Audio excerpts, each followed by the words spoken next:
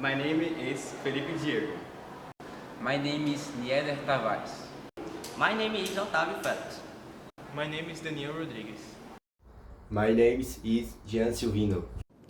They have no voice, but their eyes scream for help. In Brazil, 25% of dogs are considered abandoned.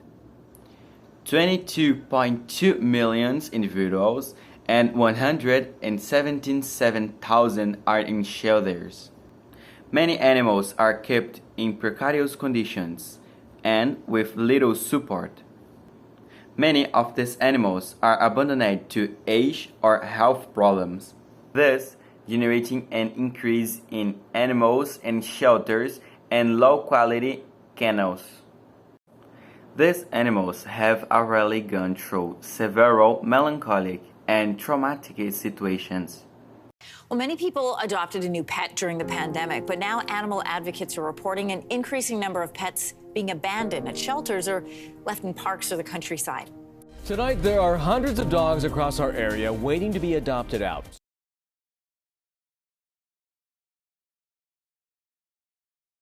Let's do something about it.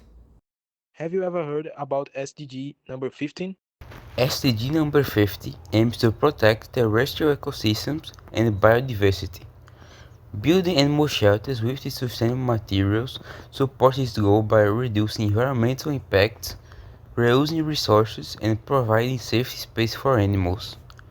This initiative also helps protect local fauna and promotes eco-friendly construction practices. Our project was born from the need to offer a solution to the growing number of abandoned animals in Brazil. Currently, 20 million dogs live in the streets or in overcrowded shelters, often in precarious conditions. They have no voice, but their looks reflect their suffering and their urgent need for help.